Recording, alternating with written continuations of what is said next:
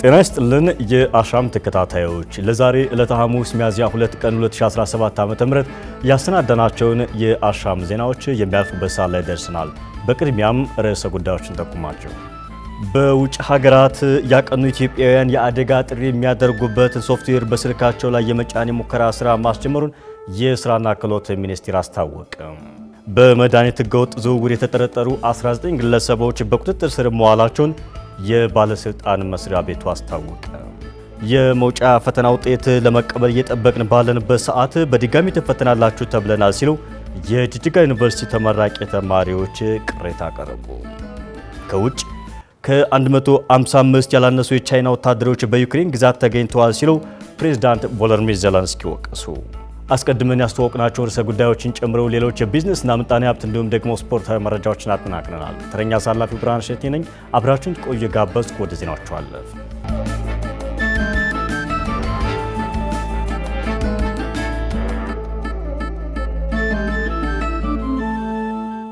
በውጭ ሀገራት ለስራ ያቀኑ ኢትዮጵያውያን የአደጋ ጥሪ የሚያደርጉበት ሶፍትዌር በስልካቸው የመጫን የሙከራ ስራ መጀመሩን የስራና ክህሎት ሚኒስቴር ገለጸ።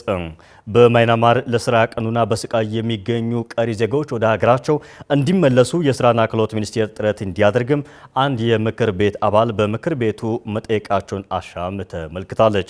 ምክር ቤቱ በስድስተኛው የሕዝብ ተወካዮች ምክር ቤት 4ኛ ዓመት የስራ ዘመን በ23ኛ መደበኛ ስብሰባው ላይ የስራና ክህሎት ሚኒስቴር የ2017 በጀት ዓመት የ9 ወራት እቅድ አፈጻጸም ሪፖርት አድምጧል። መሐመድ ንጉስ አብዱ ምክር ቤቱ በስድስተኛው የሕዝብ ተወካዮች ምክር ቤት 4ኛ ዓመት የሥራ ዘመን በ23ኛ መደበኛ ስብሰባው ላይ የሥራና ክህሎት ሚኒስቴር የ2017 በጀት ዓመት የ9 ወራት እቅድ አፈጻጸም ሪፖርት አድምጧል። የሥራና ክህሎት ሚኒስቴር ባለፉት 9 ወራት ውጤታማ የሚባል ሥራ ማከናወኑ የአፈጻጸም ሪፖርቱን ያቀረቡት ሚኒስትሯ ሙፈሪያት ካሚል ተናግረዋል። ሚኒስትሩ የተቋም ግንባታና የሪፎርም ሥራዎች አፈጻጸም ላይ ውጤታማ ለማድረግ መስራቱም በሪፖርቱ ተመላክቷል። ከዚሁ በተጨማሪ የስራና ክህሎት ሚኒስቴር የመንግስታዊ አገልግሎትና አስተዳደር ማሻሻያ ሪፎርም አፈጻጸም እንዲሁም የዲጂታላይዜሽን አተገባበር በተመለከተ ሚኒስቴር መስሪያ ቤቱ የተሰጠው ኃላፊነት በብቃት ለመወጣት የገበያ መረጃ ስርዓት ከ23 በላይ አገልግሎቶችን አጣምሮ በመያዝ ዘርፈ ብዙ ስራዎችን መስራቱን ሚኒስትሯ ሙፈሪያት ካሚል ተናግረዋል። በሌላ በኩል በገበያ መረጃ ስርዓት ውስጥ ወደ አገልግሎት ከገቡ 640 የአገልግሎት መስጫ ማዕከላት ምዝገባዎች እየተከናወኑ እንደሚገኝም በሪፖርቱ ተጠቅሷል። ባለፉት 9 ወራት ብቻ 1,422,368 ዜጎች የስራ ተጠቃሚ ለመሆን መመዝገባቸው ሚኒስትሯ ባቀረቡት ሪፖርት ይፋ አድርገዋል። ባለፉት 9 ወራት በአንድ በኩል ካለፈው በጀት ዓመት ጀምሮ በአራት ዋና ዋና ምሰሶች በ38 ዘረመሎች ላይ ተመስርቶ እየተከናወኑ የሚገኙ የሪፎርም ተግባራት ወደ ተጨባጭ ውጤቶችም የተሸጋገሩበት ነው።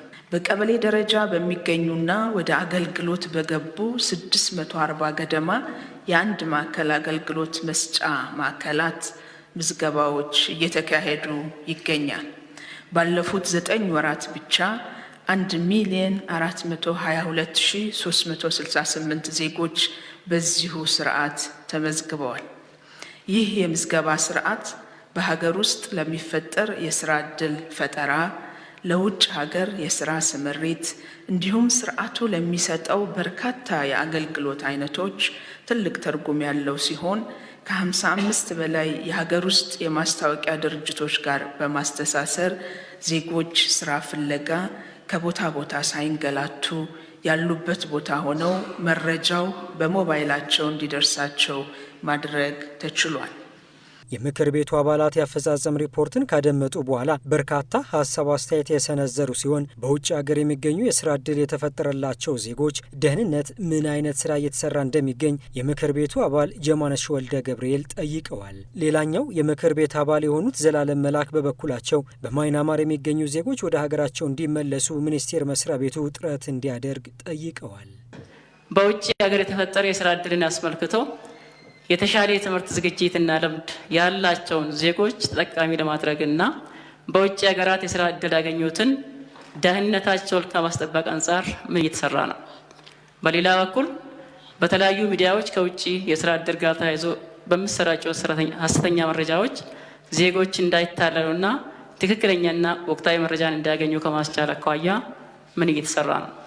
ወደ ውጭ ሀገር ከወጡና የስራ ስምሪት ካገኙ በኋላ ሰብአዊ መብታቸው ክብራቸውና ነጻነታቸው ተከብሮ እየሰሩ ስለመሆኑ የምትከታተሉበት መንገድ ወይም ፕላትፎርም ምን ይመስላል? እሱ ላይም ማብራሪያ ቢሰጥ ነው። በህገወጥ መንገድም ሊሆን ይችላል የሄዱት። በማይናማርና አካባቢው እያየን ያለነው የዜጎቻችን ሰቆቃ በጣም ከፍተኛ ነው። መንግስት ብዙዎችን ለማምጣት ጥረት አድርጓል። አሁንም የተሻለ ጥረት ተደርጎ ቀሪዎቹ በስቃይ ላይ ያሉ ወጣቶች ወደ ሀገራቸው እንዲመለሱ የሚኒስቴር መስሪያ ቤቱ እገዛ እንዲደረግ በዚያው አጋጣሚ ለማሳሰብ ነው። የስራና ክህሎት ሚኒስትሯ ሙፈሪያት ካሚል ከምክር ቤቱ ለተነሱላቸው ጥያቄዎችና አስተያየቶች ምላሽ የሰጡ ሲሆን በቅድሚያም የዜጎችን ደህንነት እንዲጠበቅ ለማድረግ የህልውና ጉዳይ መሆኑን አስገንዝበዋል። ደላሎች ሽርፍራፊ ገንዘብ ለመሰብሰብ ብለው በተሳሳተ መንገድ ዜጎች ለመጉዳት እንቅስቃሴ እያደረጉ ያሉ ኢትዮጵያውያን መኖራቸውንም ገልጸዋል። ለምሳሌ የትራንስፖርት ወጪያቸውን የሚሸፍነው አሰሪ ነው። ደላላ ጋር በመሄዳቸው ምክንያት 60 ሺህ፣ 40 ሺህ፣ 30 ሺህ እንዲከፍሉ ይደረጋል። እያንዳንዱን ደላላ መቆጣጠር ለኛ በጣም ከባድ ነው። የዜጎች ግንዛቤ ማሳደግ ላይ ነው መስራት ያለብን።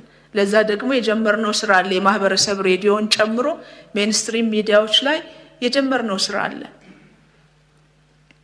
እዚህ ዜጎች ደህንነታቸው ተጠብቆ እንዲሄድ ማድረግ የህልውና ጉዳይ መሆኑን መገንዘብ አለባቸው ማለት ነው። አብዛኛውን ወጪ የሚሸፍነው አሰሪ ነው።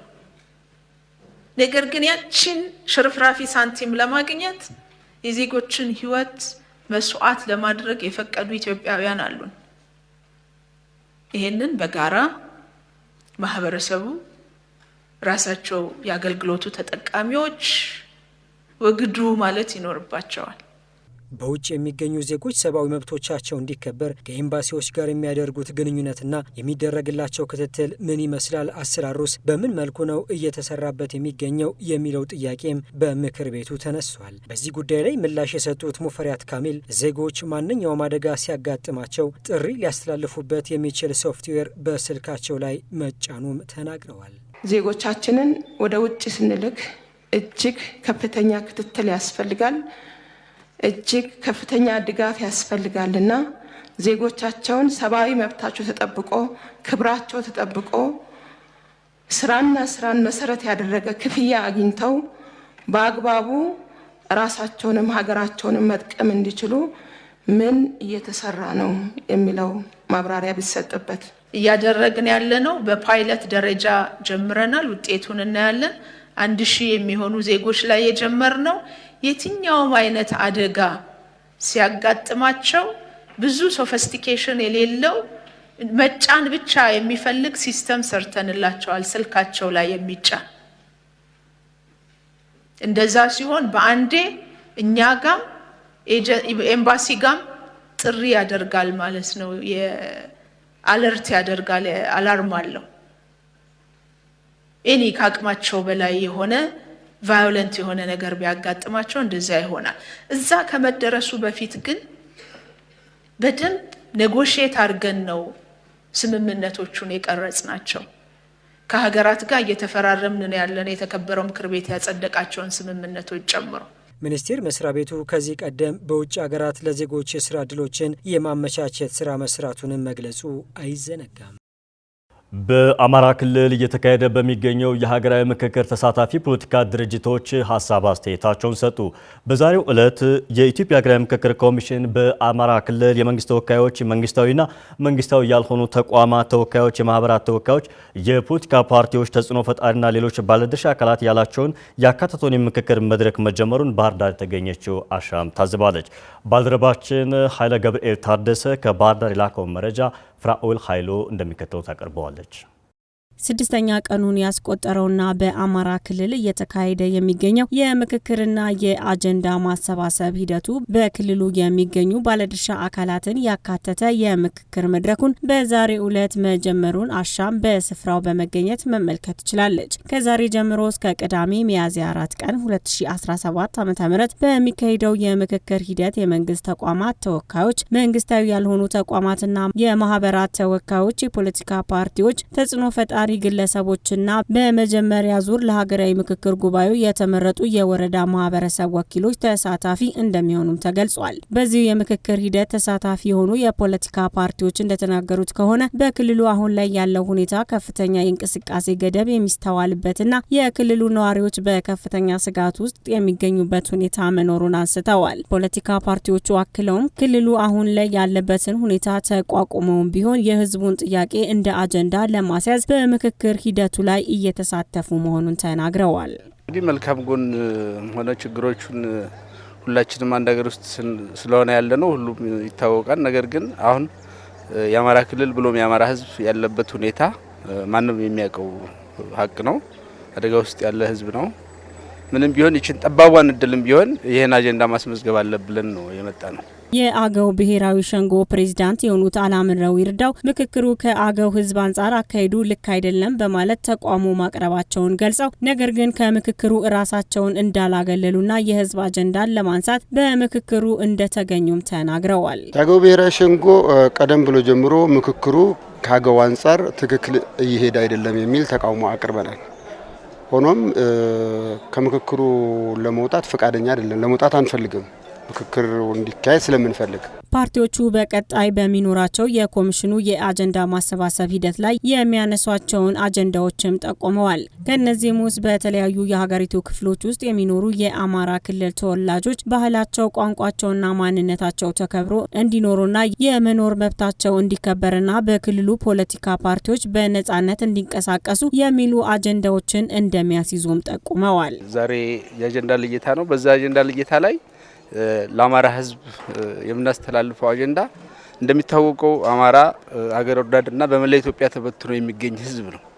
በመሆኑም አንድ የመጀመሪያው የምናስይዘው አጀንዳ በብዛት በቁጥር ብዙ ቦታ ያሉ አማራዎች በቋንቋቸው በባህላቸው እንዲተዳደሩ የራሳቸው ይዞን ጥያቄ እንዲመሰረትላቸው በአጀንዳ እናስይዛለን። ይሄ የምንልበት መሰረታዊ ነገር አለ።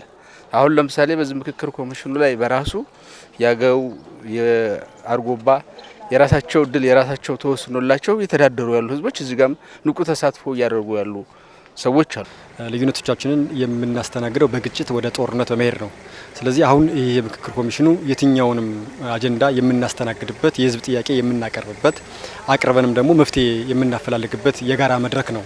ስለዚህ ይህን ታሳቢ በማድረግ ለምክክር ኮሚሽኑ የምናቀርባቸው መሰረታዊ የሚባሉ አጀንዳዎች አሉ። ማቅረብ ብቻ ሳይሆን ካቀርበንም መፍትሄ የምንፈልግላቸውና ለመፍትሄያቸውም ደግሞ በጋራ የምንታገለት በጋራ የምንሰራላቸው መሰረታዊ ጥያቄዎችን ይዘን ቀርበናል።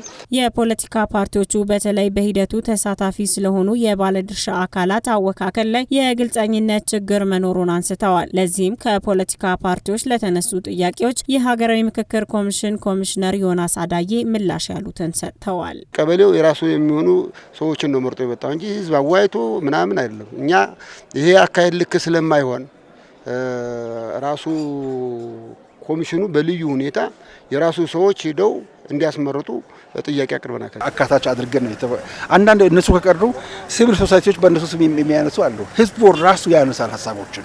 ስለዚህ በዚሁ አይነት ነው አካታችነት የምናረጋግጠው ማለት ነው። ውክልናቸውን ለማረጋገጥ እኛ በተለያዩ መንገዶች ነው። ለምሳሌ አሁን 3 ወረዳዎች ከ267ቱ 3ቱ ያልመጡ አሉ። እነሱን ደግሞ በተቻለ በሀገር አቀፉም ላይ ለማሳተፍ በእኛ በኩል እቅዱ አለ። ስለዚህ በተለያዩ መንገዶች ነው ማለት ነው። የዚህ የባለድርሻ አካላት የምክክር መድረክ ተሳታፊ የአጀንዳ መለየትና የማጠናከር እንዲሁም ለጠቅላላ ጉባኤው የሚሳተፉ ተወካዮችን የሚመረጡበት እንደሆነም ተመላክቷል። የመውጫ ፈተና ውጤት ለመቀበል በዝግጅት ላይ ባለንበት ወቅት በድጋሚ ትፈተናላችሁ ተብለናል ሲሉ የጅጅጋ ዩኒቨርሲቲ ተማሪዎች ቅሬታ አቀረቡ። በጉዳዩ ላይ አሻም ያነጋገረቻቸው የጅጅጋ ዩኒቨርሲቲ ፕሬዝዳንት በሹር አብዱላሂ በበኩላቸው ተማሪዎቹ ያነሱት ጉዳይ እውነት መሆኑን አረጋግጠው በሰጡት ምላሽ በድጋሚ እንዲፈተኑ የተወሰነበት ምክንያት በወቅቱ የፈተና ማጭበርበር መከሰቱን የትምህርት ሚኒስቴር በማረጋገጡ ነው ብለዋል። ተጨማሪ አለን። የጅጅጋ ዩኒቨርሲቲ ተማሪዎች የመውጫ ፈተና በድጋሚ እንድንፈተን ተደርገናል ሲሉ ቅሬታቸውን ለአሻም ገልጸዋል።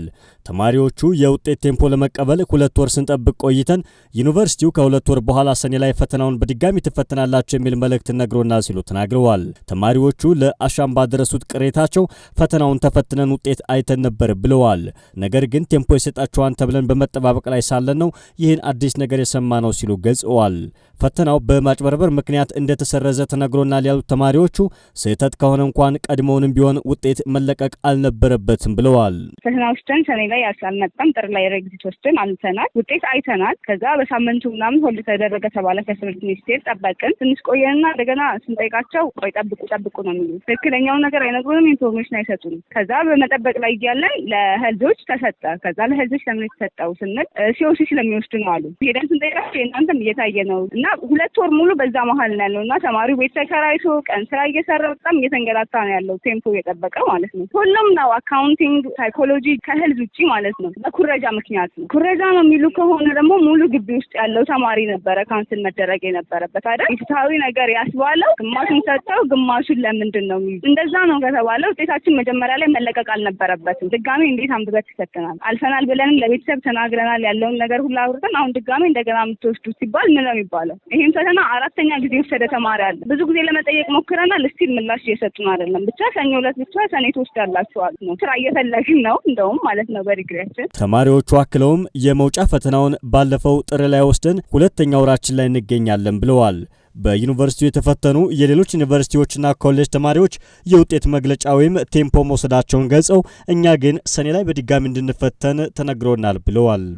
አልፈን ከአሁን ድረስ ውጤት ሊሰጠን አልቻለም። ዛሬ ይሰጣቸዋል ነገ በመባል ዛሬ ነገ ያን እየጠበቅን ባለንበት ሰዓት 2ኛ ወራችን አልፎ ሳምንት ምናምን ካለፈ በኋላ ኤግዛም ትወስዳላችሁ ተባለ። በአንድ ዩኒቨርሲቲ ውስጥ በአንድ መምህር በተመሳሳይ ሰዓት በተመሳሳይ ቀን የተፈተኑ ተማሪዎች ቴምፖቸውን ይዘው ሄደዋል። ከተለያዩ ዩኒቨርሲቲዎች ድሬዳዋ፣ ሀረሚያ፣ ቀብሪ ዳሃር የመሳሰሉ ተማሪዎች ውጤት ቀርቶባቸው ወደ ጅጋ መጣው ተፈትነው ውጤት መጥቶላቸው ሲመጣላቸው በየዩኒቨርሲቲያቸው የሚመጣ ተቃለ ውጤቱ እና እሱን ይዘው ሄደዋል። እነሱ በየዩኒቨርሲቲያቸው መጥቶላቸው እንዲሁም ኮሌጆች አስፈትነው ከኛ ጋር ውጤታቸውን ለየተማሪዎቻቸው ሰጥተዋል። ነገር ግን ግቢ ውስጥ ውጤት ቀርቶብን እንደገና የተፈተነ ተማሪዎች ካሁን ድረስ ውጤት ሊሰጠን አልቻለም። የ4000 ምናምን ተማሪ ህይወት ማጨለም በ15 ተማሪ ልክ አይደለም ብለን ስንጠይቅ ምላሽም የለን ይመልስልኝ የለን፣ ግራ ገባን። ከተማሪዎቹ የተነሳውን ቅሬታ በመያዝ አሻም ያነጋገረቻቸው የጅጅጋ ዩኒቨርሲቲ ፕሬዝዳንት በሽር አብዱላሂ በበኩላቸው ትምህርት ሚኒስቴር የፈተና ማጭበርበር መፈጠሩን በማረጋገጡ ነው በድጋሚ እንዲፈተኑ የተወሰነው ሲሉ ምላሻቸውን ለአሻም ሰጥተዋል። የመውጫ ፈተናው ላይ ኩረጃ መኖሩን የትምህርት ሚኒስቴር አስታውቆናል ያሉት ፕሬዝዳንቱ በሁለተኛው ዙር የተፈተኑት ተማሪዎች ሙሉ በሙሉ ውጤታቸው መሰረዙን አብራርተዋል። አሁን ታውቃለህ የትምህርት ጥራት ሪፎርም እንደተካሄደ ነው። የመውጫ ፈተና እንዲሰጣቸው ተወሰነ እንደ ሀገር አቀፍ ደረጃ። ስለዚህ እሱን በማስመከል ተማሪዎቹን የ2017 የሚድ አመቱን ከወሰዱ በኋላ ትንሽ መኮራረጅ ነገር ተከሰተ። ትምህርት ሚኒስቴር ሰርቨር እዛ ላይ ቺቲንግ ላይ አይደንቲፋይ ያደረገ፣ በዛም መሰረት ነው ሰኔ እንዲፈተኑ የተደረጉት ልጆች በሁለተኛ ጊዜ የተቀመጡ ተማሪዎች ናቸው እንጂ ሁሉም አይደለም። መደበኛ የጤና ተማሪዎች አልፈው ውጤታቸውም ተሰጥተዋል። እነዚህ ደግሞ ሰኔ ላይ ቢፈተኑ ቀላል ነው፣ ችግር የለበትም።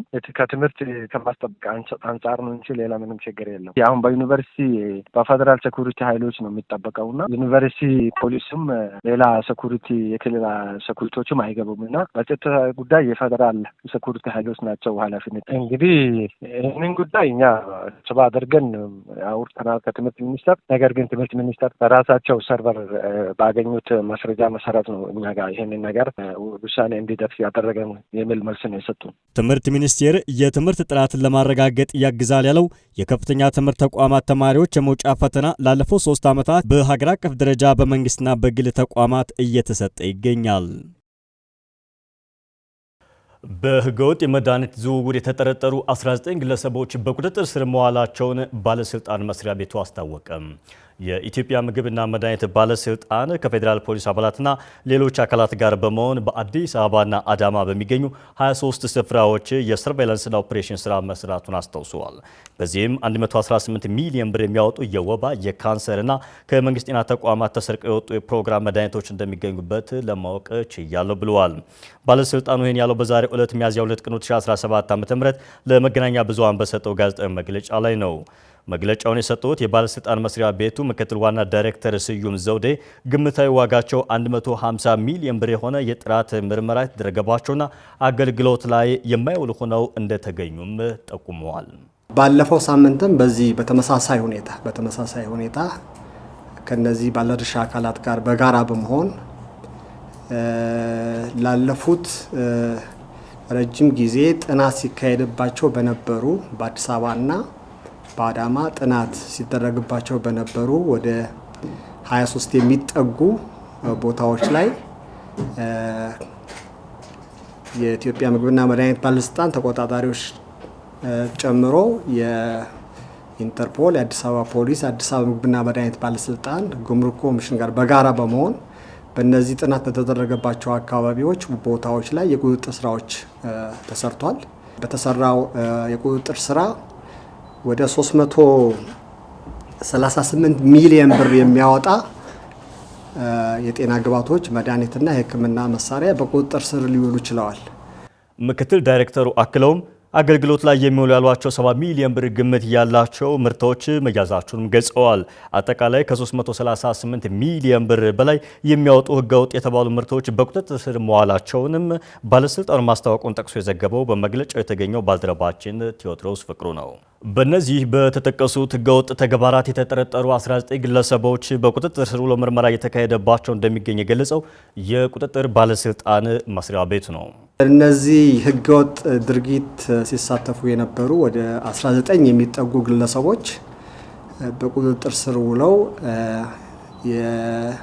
የምርመራ ስራ እየተካሄደባቸው ይገኛል ማለት ነው።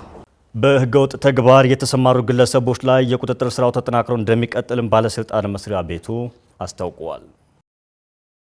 የነዳጅ ስርቆትን ለመቆጣጠር ከጅቡቲ ወደ ሀገር ቤት የሚገባው ነዳጅ በባቡር ለማጓጓዝ ማቀዱን የትራንስፖርትና ሎጂስቲክስ ሚኒስቴር ለአሻም ገለጸ። እቅዱ ከቀጣዩ 2018 ዓ.ም ጀምሮ ተግባራዊ እንደሚደረግም ለአሻም ጠቅሰው የነገሯት የትራንስፖርትና ሎጂስቲክስ ሚኒስትር ዴኤታ በርሆ ሀሰን ናቸው። መስከረም አዲሱ ኢትዮጵያ ነዳጅን ጨምሮ የተለያዩ ምርቶችን በጅቡቲ ወደብ አማካኝነት እንደምታስገባ ይታወቃል። ከዚሁ ጋር ተያይዞ ከጅቡቲ ወደ ኢትዮጵያ በቦቴ የሚገቡ የነዳጅ አቅርቦቶች በቂ አለመሆንና የነዳጅ ስርቆት እንደሚፈጸም አሻም ከዚህ ቀደም ከባለስልጣን መስሪያ ቤቱ ባገኘችው መረጃ መሰረት ስትዘግብ እንደነበር ይታወሳል። ከጅቡቲ ኢትዮጵያ በቦቴ ሲገባ የነበረው ነዳጅ ከመጪው ዓመት በኋላ በባቡር የማጓጓዝ ስራ ሊጀመር እንደሆነ የትራንስፖርትና ሎጂስቲክስ ሚኒስቴር በአሻም በኩል ገልጿል። ከዚሁ ጋር ተያይዞ ወደ ሀገር ውስጥ የሚገባ ነዳጅ አስመልክቶ ከቦቴ ወደ ባቡር ትራንስፖርት የማጓጓዝ ሂደት ያስፈለገው ለምንድን ነው? ከነዳጅ አቅርቦትና ተደራሽነት እንዲሁም እጥረትን ከመቅረፍ አኳያስ የሚያስገኘው ጥቅም አለው ስትል አሻም የሚኒስቴር መስሪያ ቤቱን ሚኒስትር ዴኤታ በርሆ ሀሰንን አነጋግራለች። ሚኒስቴር ዴኤታው እንዳሉት ከሆነ የነዳጅ አቅርቦት በባቡር ትራንስፖርት ወደ ሀገር ውስጥ መግባቱ የሚያስገኘው ጥቅም ነዳጅ በየጊዜው ወደ ሀገር ውስጥ እንዲገባና መጉላላት እንዳይፈጠር ይቀንሳል። እንዲሁም የነዳጅ ስርቆቶችን ለመግታት ትልቅ ጥቅም እንዳለውና ይህንንም ተግባራዊ ለማድረግ እየተሰራ መሆኑን ይናገራሉ።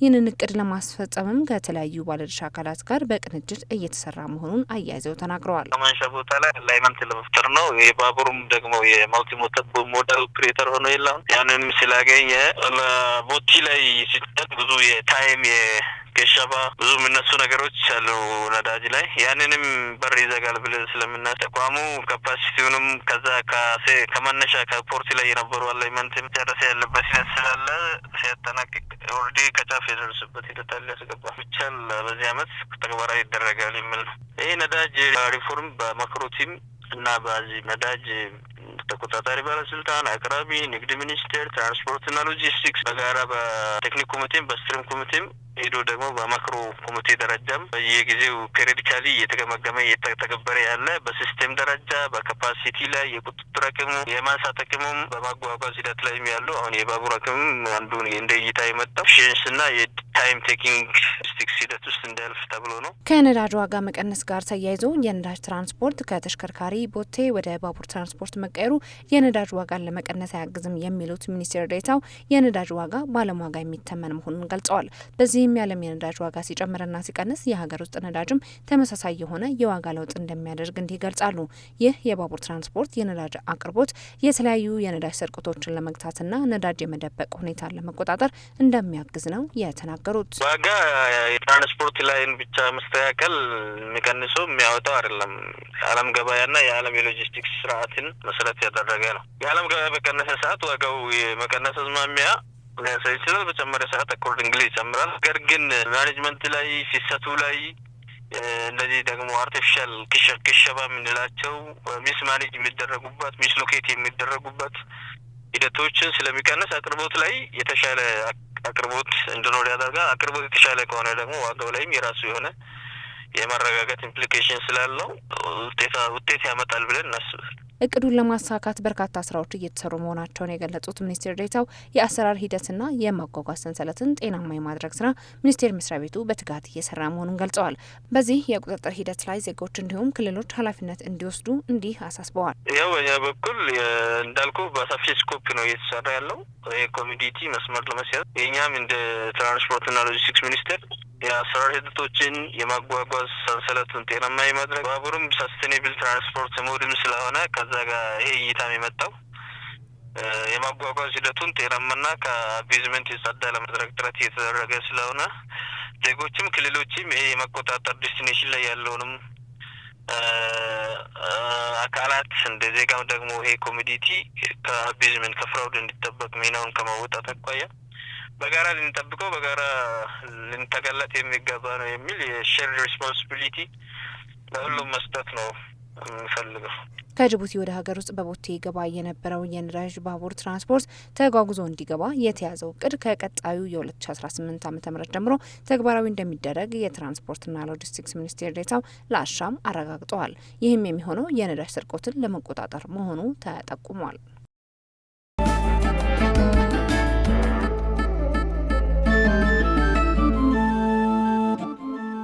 ተመልካቾቻችን የዕለቱን ዜናዎች ከማጠናቀቃችን በፊት ርዕሰ ጉዳዮችን በድጋሚ እናስታውሳቸው። በውጭ ሀገራት ያቀኑ ኢትዮጵያውያን የአደጋ ጥሪ የሚያደርጉበት ሶፍትዌር በስልካቸው ላይ የመጫን የሙከራ ስራ ማስጀመሩን የስራና ክህሎት ሚኒስቴር አስታወቀ።